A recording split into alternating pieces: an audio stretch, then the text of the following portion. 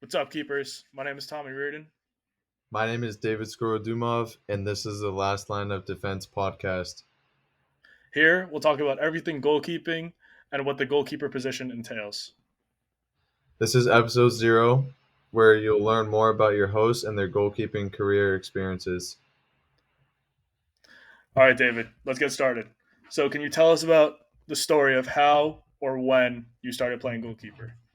Yeah, so I guess I could briefly just explain about how I got into soccer or football, however you want to call it. Yeah. Um, I got into it as soon as I moved into Newton, which is a pretty decently sized town in Massachusetts. I had a neighbor who played soccer, so he's kind of the one who introduced me to it. I wasn't fond of it the first week or two that I started, but it got more fun and fun when I started to play with groups and all that. So I kept playing. I kept playing. And honestly, like when people say like, who do you want to thank for your career? Like honestly, it's him. He got me into it, and he got me into the spot I'm in right now. So about goalkeeping, this was like end of the season. We have like the like playoffs, but like realistic, we're just playing for fun.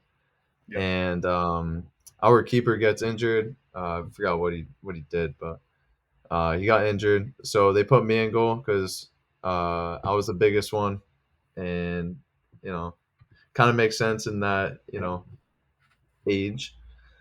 And I played pretty well. So the coach decided to put me in the second game of playoffs, and second game I went off, made some crazy saves, and after that I just started playing goalkeeper. I enjoyed it the more I played, and I remember I think my first club was at 11 years old or 12 years old. That was so fun. The beginning of club really lighted the fire in me to actually start trying and getting good at the sport. And I Yep. think throughout the years, I've learned a lot about goalkeeping and what it really means to be a goalkeeper, both on and off the field. Being a leader, using your, loud voice and all that. So, yeah, I think that's kind of how I started in the beginning. So that's it for me. Let's hear from you, Yep. Tommy. Yeah. So, I started playing soccer when I was like 5, just kind of in my town. We would have like a little rec league and stuff. I just kind of play for fun like that. And then when I was 10 years old, again it was on a rec team. No one wanted to play keeper, and it was like, who wanted to play keeper? I'm like, you know what? I don't like running. Let's just hop in. Let's see what happens. So did that, and then I remember that like for one of the first couple practices, it was shooting, and we started everyone started on the right foot. A couple kids scored, but then everyone went to their left foot, and at that age, at 10, no one knows how to use their left, especially if they're not in on a club team. So I thought that was really like fun because I'm like, I'm not getting scored on right now. I'm kind of enjoying this. So stuck with it. Didn't really like play club because I had some bad experiences with like tryouts and stuff until I was like a senior in high school. It was like my first and only time playing club, but it was all right through the years. Middle school was rough. High school was difficult, but when I got to college, it all changed. So, but yeah, I think goalkeeping, I think teaches you a lot about life, where you may be within a team, but you kind of have to rely on yourself to make the big saves, or kind of carry the team and be the last one before you get scored on. You really can't not give 100%. You have to give your full effort all 90 minutes of the game. So yeah. So David, back to you. What inspired you to stay at the goalkeeper position throughout the years? I think it was mainly, I think just from the beginning, I think it was the success I was receiving. I think being a goalkeeper, obviously, like your last line of defense, which entails a lot of bravery. And I think people overlook that as well, that the goalkeeping position is really, I think, in my opinion, the hardest position on the field. So I think what inspired me is like during 1v1s, last minutes of the game, you make a clutch save. Everybody comes up to you, congratulates you. And I think that's what really inspired me to keep playing goalkeeper throughout middle school and high school. And I think with the goalkeeping position as well, there's also, plenty of mistakes that you make, but you always know how to bounce back from them. And I think there have been a couple coaches that have not been so good, but a couple that have been excellent. And I think club definitely exposes you to the best coaches around. For me, one of my coaches, I think junior year of high school, and then senior year of high school. He great coach, honestly, one of the best coaches I've ever had.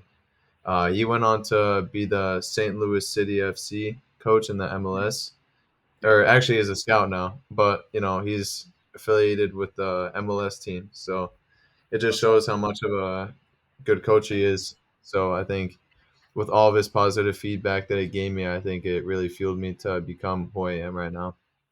Yep. So, Tommy, let's hear from you again.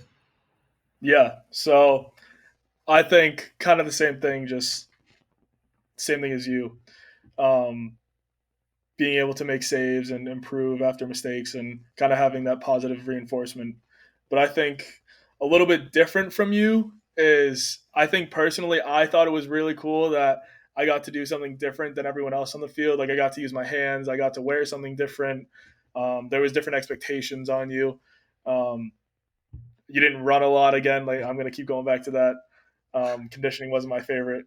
It's really not for any keeper, but I think being different within a team sport is something that's really really interesting to me, and I think that really like let me get out of my shell a little bit. Like when you're playing like pickup and stuff, and you kind of have to play because there's no keepers. It's kind of hard to like be different unless you're like super technical and stuff like that. But I think as a keeper, like where I thrive, especially because I'm not super like big or anything, is like I'm super vocal even if I'm not like having a good game, I'm just super vocal throughout the game. So I think just being able to improve and just stay within a game and keep my team hopefully like locked in throughout the whole game is something that kind of inspired me and kept me in so like in and throughout college. So yeah, Yeah, I think those qualities are very important as well. I think I definitely agree, and I think those also apply to me as well. yeah, for sure. So the next one is memorable save or moment from our career, and I guess I'll start us off. Yep, I have two in mind actually. yep, I guess I'll start with the one that happened earlier in my career, and that was senior year of high school. I think it was second round of playoffs or first round, I forgot. But this was the first time we've made playoffs since 2012, which was in itself big achievement. yep, And we were 1-0 down second half, I think early into the second half. We got a free kick around 25, 30 yards out, yep, and you know go up to the free kick.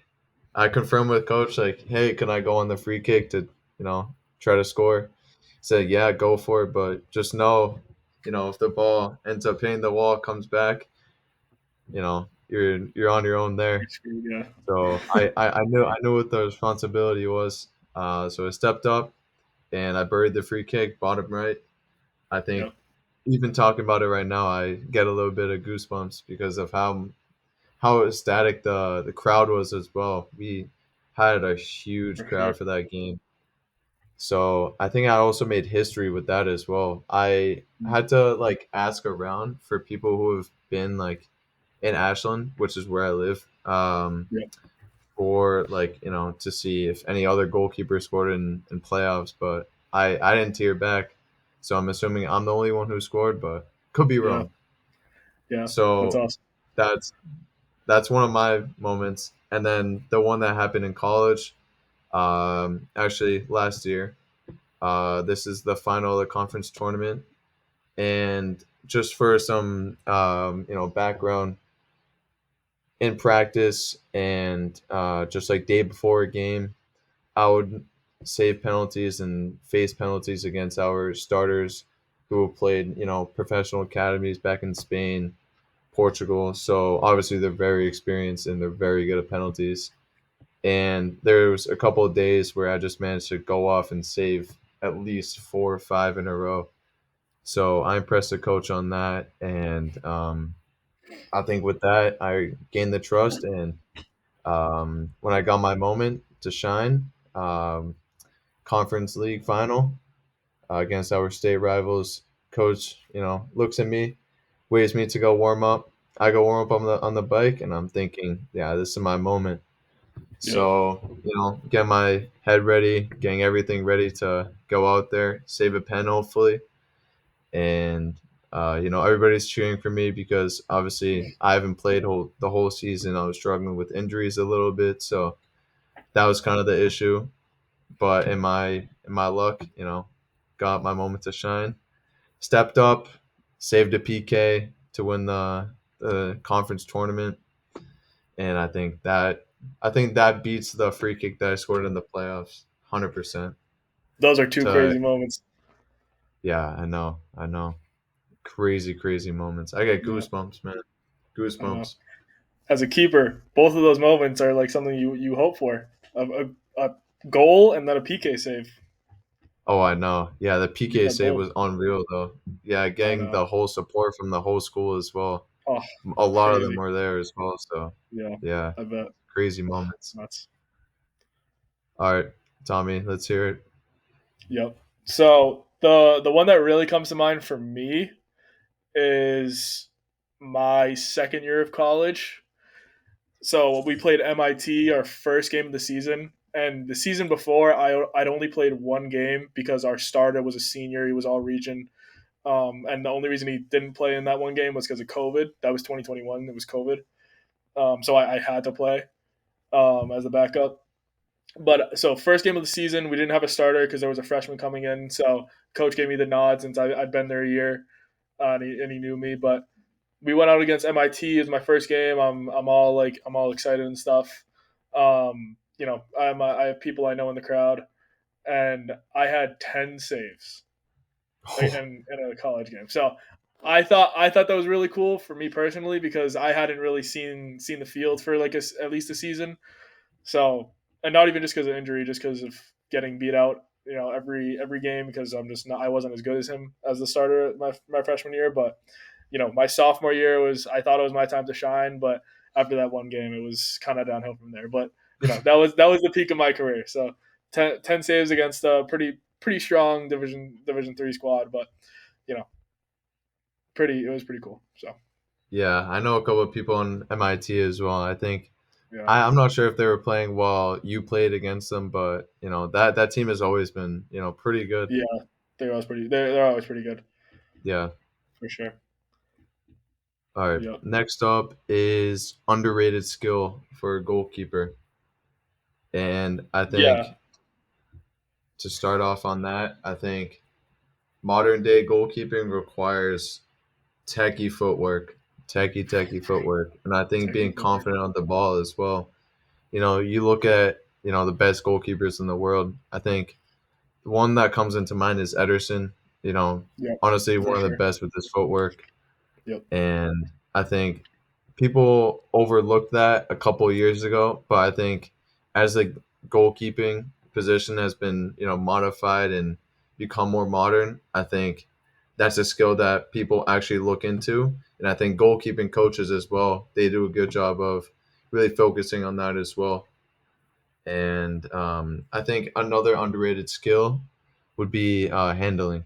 I think Mm. obviously it's Yep. very important to be able to catch a ball, and people Yep. think like, oh, like catching a ball, like it's not that hard, but like ball gets Yeah. cleared out from a corner, shot comes in through a lot of bodies, and you need to catch the ball because if you drop the ball right in front of you, there's gonna be a guy who puts it into the back of the net. Yeah. So I think being able to stay composed and catch the ball under pressure is Yep. also a very underrated skill. Yep. I agree with that.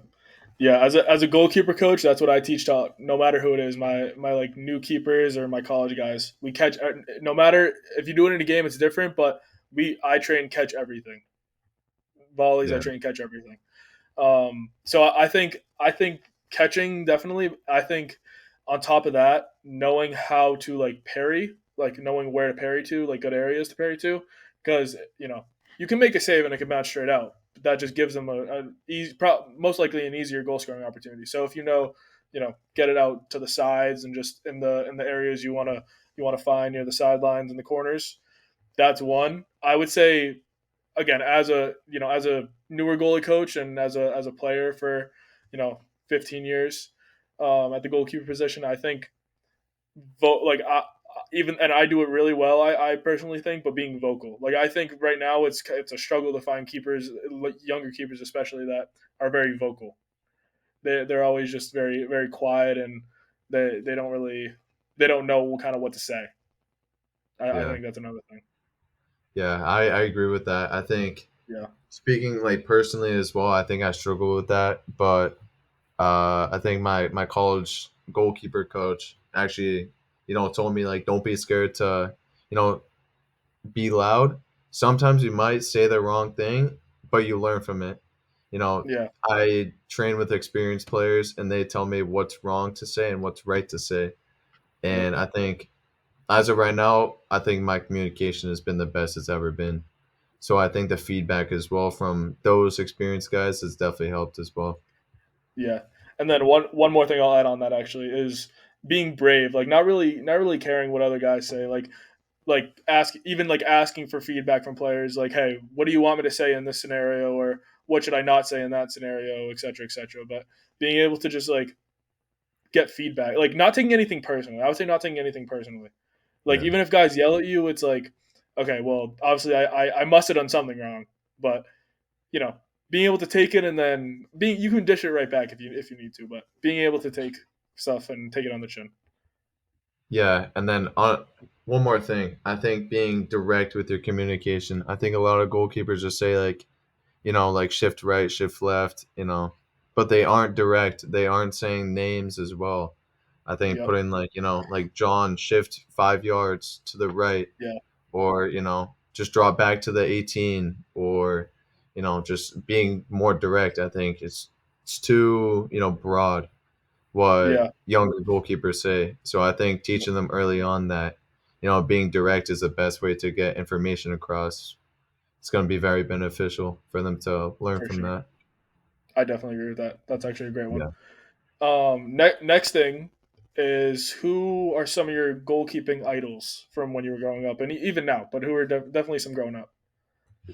Ooh, growing up, definitely Neuer. I think during that time period from when he Yep. won Bayern the Champions League title in 2012 to his performance in the 2016 Euros, I think his performances all throughout, watching him throughout my career, and I think through, his career from like, when I started watching him back in like 2011 till now, I think he's been the most influential, and I think Buffon as well. I was blessed Yeah. enough to watch him in Yes. person, and I think that was unreal moment. Like Yeah. actually just like seeing him warm up was definitely like great as well because I got to see what qualities he has and like what I have to do to be at that level or at least Yeah. come close to that level because obviously it's very hard to you know be as great as Buffon, but a man can always dream. I know those guys are top class for sure. Yeah. I would say for me, the one that like really comes to mind is Casillas, Iker Casillas.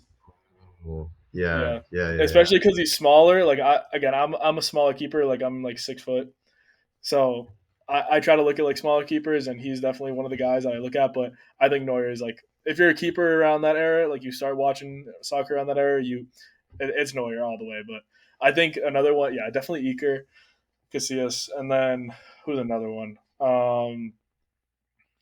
There's a name I'm trying to think of. Oh, What club do you play for? I think it was Real again. I think it was right after him. He's again shorter. Oh, Bravo, Claudio Bravo. Yeah, No. yeah. It was definitely Bravo in his prime. It was definitely Bravo in his Yeah, prime. yeah, yeah. I like him as well because he reminds me of like David Raya. Like Yeah, again, yeah, look, yeah, footwork isn't as good, but like reminds me of David Raya, yeah. like how he is now. I But think that yeah, I because think he's smaller, yeah, athletic yeah. I was gonna say I think David Raya is like currently one of currently what I the would most look at. exciting. Yeah, yeah. He's very exciting to watch as well. I think Yeah, with his height and given with his distribution ability, I think he's showed like why he's best of the best right now. for sure. And I obviously like him a there's lot. there's yeah, there's a little bit of controversy of like who should be starting for Spain. Obviously it's Unai Simon right now, but I think them two are definitely like, best of the best as of right now. Yeah, I agree for sure. What's next? Yeah, that's a good one. What advice would you give to aspiring younger keepers? I'd say like, oh, okay, I got one. So I think just sticking throughout the process, trusting the process. I think a lot of goalkeepers kind of give up when there's a lot of like hardships and struggle. But I think the most important thing in building resiliency throughout that is the most important thing. Just making mistakes as well. Goalkeepers shouldn't be scared to make mistakes. I've made my fair share of mistakes. But that's built me into the goalkeeper I am today. Um, yeah, For sure. I guess you just gotta trust the process. There's not really much else to say. Yeah. You gotta love the game as well. I Yep. saw a quote on TikTok as well. That's where I got my influential quotes and all that. But you gotta love the game. You really have to love the game. So that's all. Gotta love For the sure. game. Yep. I would say I would again as a goalie coach. I see a lot of younger keepers, so I think I can definitely add on this a little bit more. I would definitely say a few things. I would say like work on your own on like your touch and being conditioned. Work on little details. Um, Maybe go with your friends and shoot around and make those mistakes with shot stopping and stuff. Um, Another thing, like in games, again, be vocal, be brave. Don't be afraid. Don't be afraid to make mistakes, especially at a younger age. Even in high school, like don't be afraid to make mistakes. Just know how to bounce back from them. Like I think that's something that's again, that's another underrated skill that I would wrap back around to is like if you make a mistake, just you know give yourself a little signal and then pick yourself right back up and reset. Don't let it affect you because if it affects you, it's gonna affect the rest of your team at some point. You make a mistake, then you let it slide, and then you keep pushing, you keep working. Um, so yeah, again, I think trusting the process and working hard just to improve. I think watching the game. I think watching the game as well. Young keepers do not watch the game, and it's for the most part they do not watch the game, and it's very concerning. So yeah, Yeah, that's what I would. I Those agree. are some things I would say. Yeah, I think making those mistakes as well. I think having good like reset triggers. Yep. Like fixing your gloves, pulling up your socks. Maybe just like My, having. mine is hitting my head twice. I don't know why, but I just go and then we're back in. I That's think just mine, but yeah, I think mine is yeah, when I concede a goal or something, or I make a mistake, I just fix my gloves, and I think as I said, just like pull up my socks. I think yep, those are yep. the two Just main little ones. things for yeah, exactly. Little things for whatever gets your mind, back in it. Yeah, exactly, exactly. Yep, for sure. Yep, yep. I think that's it. I think that's all we Yeah, got. yeah, that's it. All right, all right. Well, thank you guys for watching, and keepers. We'll see you next episode. Appreciate it. Yep. See Have a you good one. next episode. See you guys.